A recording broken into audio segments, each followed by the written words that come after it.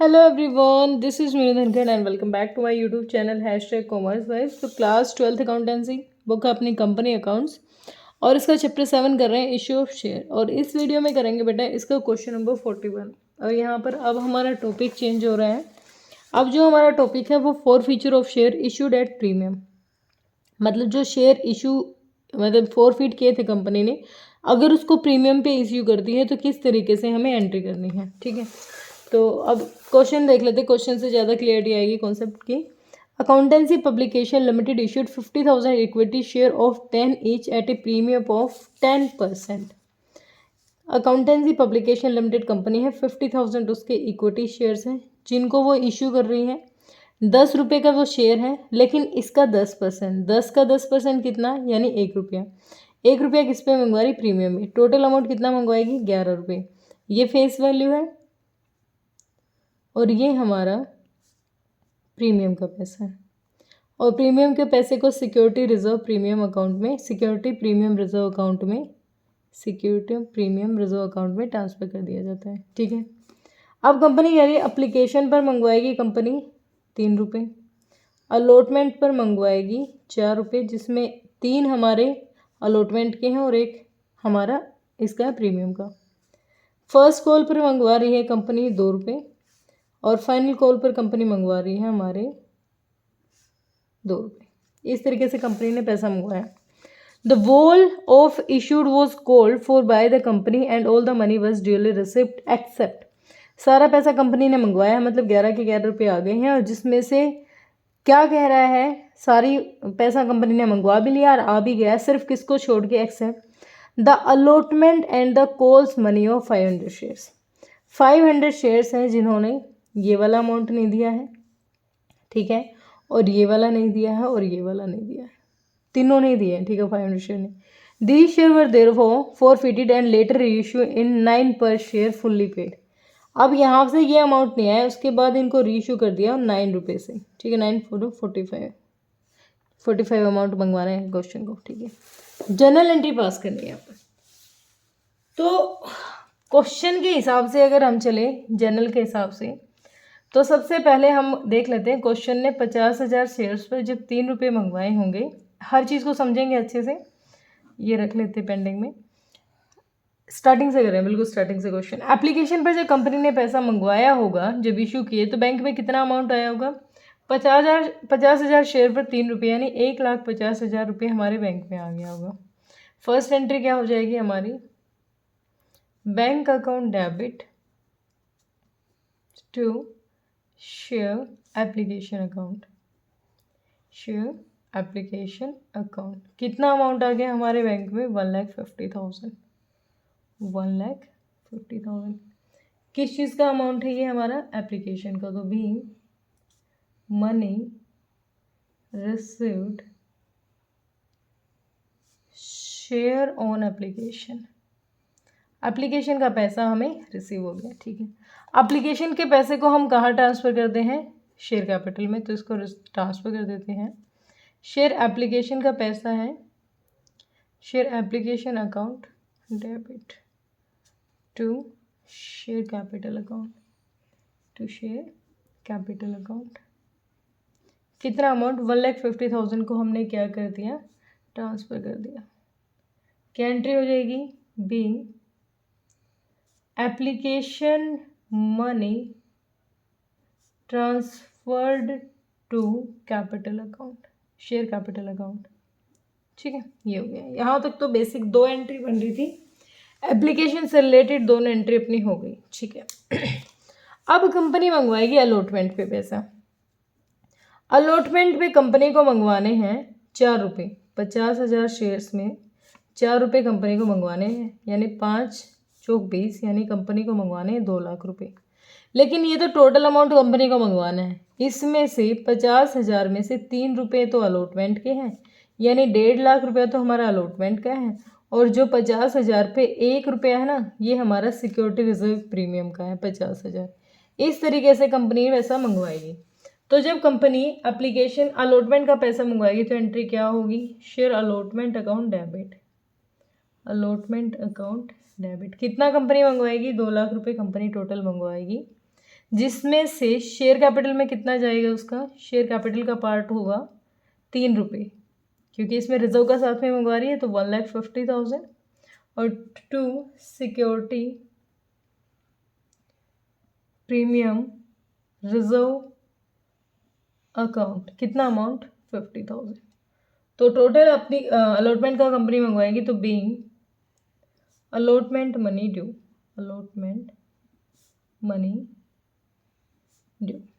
Okay, अब bank में कितना आएगा देख लेते हैं। बैंक में कितना आएगा भाई साहब, देखो बैंक में आना था टोटल 2 लाख रुपए, लेकिन ये 500 शेयर्स हैं जिन्होंने 4 रुपये नहीं दिए, यानी 2,000 रुपये कम आएंगे। बैंक में कितने आएंगे, 2,000 में से 2 लाख में से 2,000 घटा दो, यानी 198 हमारे बैंक में आएगा। ठीक है, एंट्री क्या बन जाएगी, 4th अपनी एंट्री हो जाएगी। बैंक में कितना आया, बैंक अकाउंट डेबिट, तो जिन्होंने नहीं दिया उसका अमाउंट रिड्यूस कर देंगे, तो बैंक में आ गया 1,98,000। किसका है ये, हमारा शेयर अलॉटमेंट का पैसा है, 1,98,000। क्या नरेशन हो जाएगी, बीइंग अलॉटमेंट मनी रिसीव्ड। ठीक है, अलॉटमेंट का पैसा कंपनी के पास आ गया। ओके, अब कंपनी मंगवाएगी, ये एक है अलॉटमेंट का पार्ट। अब कंपनी मंगवाएगी किसका पैसा, फर्स्ट कॉल का, तो share first call account debit, first call account debit to share capital, to share capital account. कितना मंगवाएगी, फर्स्ट कॉल पे कंपनी में मंगवाने हैं 2 रुपये, तो 50,000 शेयर्स पर कंपनी मंगवाएगी 2 रुपये, यानी 1 लाख रुपया हमारा बैंक में आना चाहिए। कंपनी मंगवाएगी 1 लाख रुपया फर्स्ट कॉल का। नरेशन क्या हो जाएगी, being first call money due. ठीक है, अब बैंक में कितना आएगा, bank account debit to share first call. First call का कितना रुपए आ जाएंगे हमारे, शेयर फर्स्ट कॉल अकाउंट। अब देखो यहाँ पर 1 लाख कंपनी को मंगवाना था, लेकिन 500 ऐसे शेयर हैं जिन्होंने फर्स्ट कॉल का पैसा नहीं दिया, यानी 500 5 दूनी 10, यानी 1,000 रुपये नहीं दिए, तो कितने आएंगे बैंक में, 99,000। कितने आएंगे, 99,000, क्योंकि 500 ऐसे शेयर हैं जिन्होंने फर्स्ट कॉल पे पैसा नहीं दिया। तो बैंक में कितनी पेमेंट आएगी हमारी, 99,000। नरेशन क्या बन जाएगी, being first call money received, call money received. ठीक है, ये पैसा आ गया। ओके, यहाँ तक तो हमारी एंट्री होगी फर्स्ट कॉल तक की। अब फाइनल कॉल का पैसा मंगवाएगी कंपनी, 7th एंट्री है अपनी, कंपनी मंगवाएगी फाइनल कॉल का पैसा, तो क्या हो जाएगा, share final call account debit to share capital, share capital account. कितना मंगवाएगी कंपनी फाइनल कॉल पे, सेम वही 50,000 शेयर्स है और फाइनल कॉल के 2 रुपये मंगवाने थे, यानी कंपनी मंगवाएगी 1 लाख रुपया। कंपनी ने मंगवाया है 1 लाख रुपया। नरेशन क्या हो जाएगी, being final call money due, money due. अब बैंक में कितना आएगा, बैंक में पैसा कितना आएगा, bank account debit, debit to share final call. Bank में कितना आएगा देख लेते हैं। 500 शेयर्स ने 2 रुपये फाइनल कॉल के भी नहीं दिए, यानी 1,000 रुपये कंपनी के पास 500 शेयर से ये भी नहीं आए, तो बैंक में भी कितना आएगा, 99,000 डालें। 99,000 बैंक में हमारा फाइनल कॉल का आ गया। जो अमाउंट नहीं दे रहा ना उसका अमाउंट रिड्यूस करके बाकी अमाउंट आ जाएगा, तभी final call money received, money received. Okay, यहाँ तक तो नॉर्मल बात थी जो अब तक हम करते आ रहे हैं। अब कंपनी ने क्या किया है, अब इन 500 शेयर से पैसा नहीं आया ना, तो इनको फोरफीट कर दिया। फोरफीट कर दिया मतलब जितना आ गया ना उसको जब्त कर लिया, बाकी को फोरफीट कर दिया। अब देखो कंपनी को 500 शेयर से कितने रुपए चाहिए थे, 10 रुपये चाहिए थे। कितने, 5,000 रुपये टोटल चाहिए था। लेकिन इसने अलॉटमेंट का भी पैसा नहीं दिया, इसका मतलब इसने प्रीमियम का भी पैसा नहीं दिया। 500 शेयर पर 1 रुपया प्रीमियम का भी नहीं आया। 500 शेयर्स पर 10 रुपये टोटल आने चाहिए थे, 1 प्रीमियम का आना चाहिए था, और अलॉटमेंट का भी पैसा नहीं दिया, तो इसका मतलब 1 रुपया ये भी नहीं आया। तो इसी के ऊपर क्वेश्चन है अब हमारा। अब इसमें हमें एंट्री पास कैसे करनी है फोर फीचर के टाइम पे।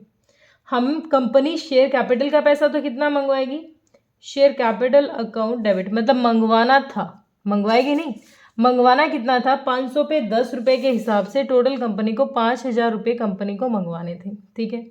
अब प्रीमियम का पैसा भी नहीं आया है, तो शेयर नहीं, सिक्योरिटी लिखो, सिक्योरिटी प्रीमियम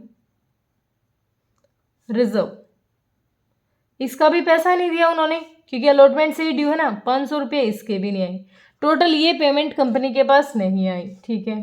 कितना नहीं आया, शेयर अलॉटमेंट का लिख लेंगे, शेयर अलॉटमेंट पे कितना नहीं आया, शेयर फर्स्ट कॉल पे कितना नहीं आया, first call, share final call पे कितना नहीं आया, शेयर फाइनल कॉल, ये तो वो अमाउंट है जो नहीं आया। और फिर कंपनी जब्त कितना करेगी, फॉरफिट कितना करेगी, फॉर फ्यूचर अकाउंट। अब देखो, अलॉटमेंट पे टोटल 4 रुपये देने थे और 2,000 रुपये नहीं आए, ठीक है, लिख देंगे अलॉटमेंट पे 2,000 नहीं आए।